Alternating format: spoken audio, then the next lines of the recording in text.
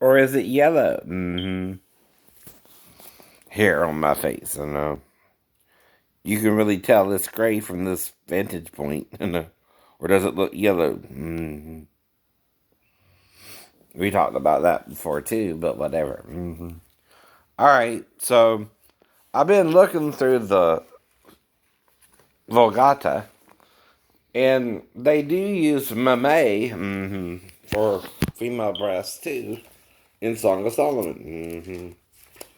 And that's important because we're all sexually confused today.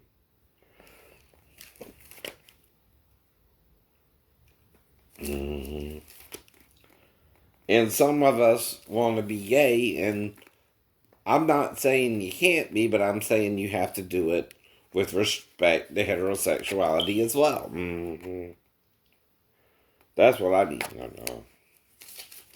Some people might feel gay, and some people might feel straight.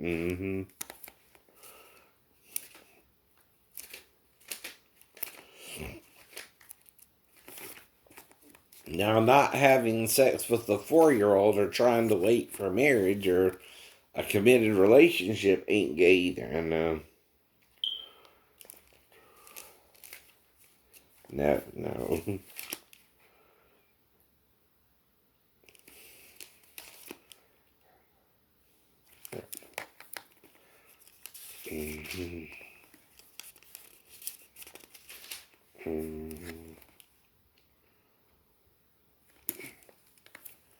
Now, mhm,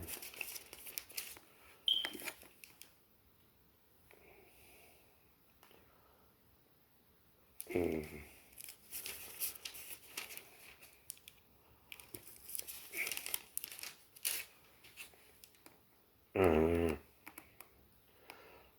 Ubera is the word for female breast in Song of Solomon's, and in verse 1 of the Vulgata, you see the use of the word. Now, up until chapter 4, they usually use ubera, but in chapter 4, they use mammae, or mammae, and then ubera.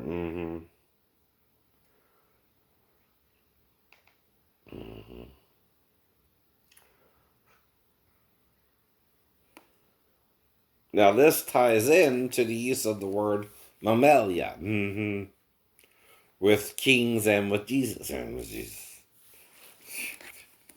Now, in the mouth of 2 or 3 witnesses shall every word be established. Now, you also see it in chapter 7, Ubera, in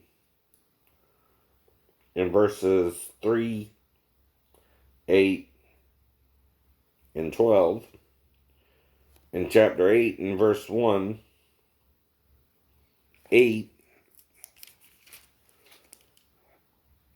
and 10. Now, either you're telling people the full truth, Peter, or you're lying to them. And it starts with the disciples first, hiding their sin. Then, anyone else involved with it, they're changing things. Now, you also find it in Job, but they don't use it in chapter 24 where Job talks about plucking the child from the breast, right? I don't know. And, anyway, I don't know. But in chapter 3, they mention it where Job talks about his breast, I don't know, of his mother, and there it uses lactium or tias or something like that. Let me see. Yeah.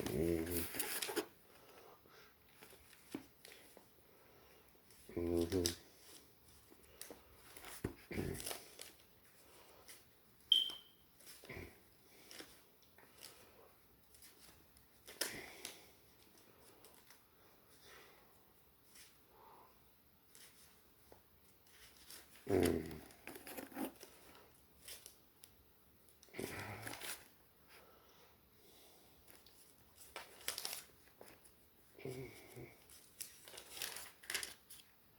Mm. Yeah. Lactatus uberibus. I know. It uses for his mother's breast. I know. And suckling from them. Right. Now it's also used in Luke.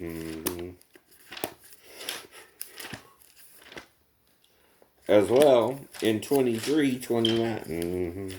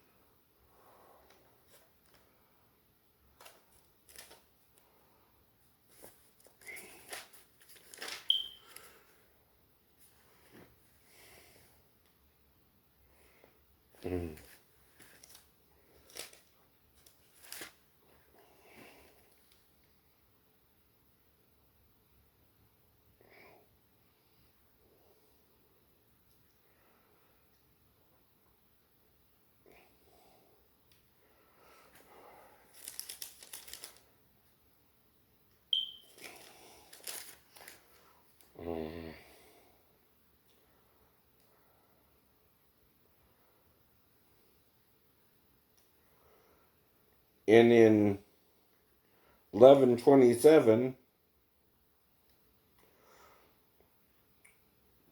portavit et ubera que suxisti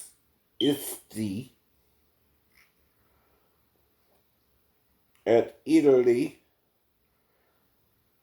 dixit.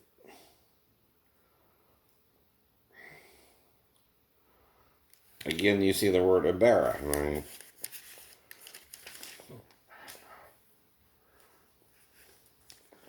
Then in 23,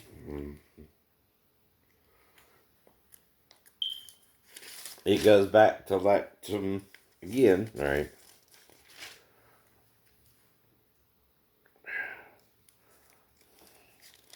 Because it's talking about suckling from the breast here, right?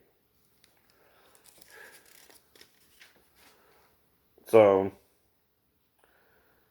et ubera cue non lactaverant tunc incipient desere montibus cadite super nos et colibus operate nos. Mm-hmm.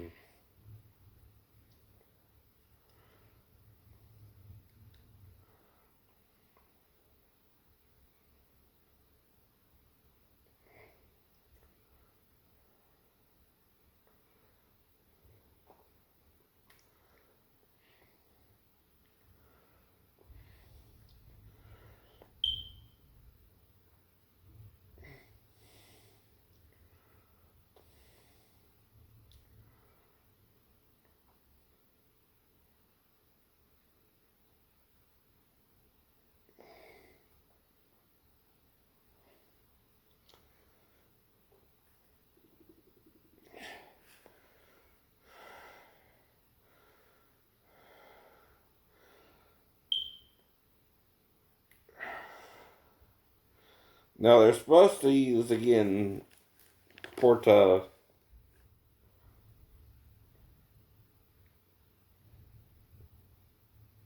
vid for womb again, but they don't. I don't know why. Or if they didn't use another word for womb yet. Or no.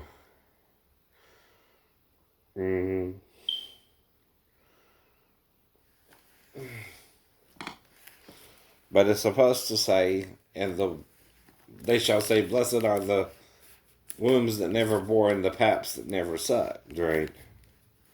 Is actual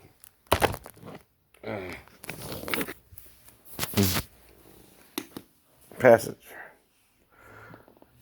And all I'm pointing out is it's all in there if you look.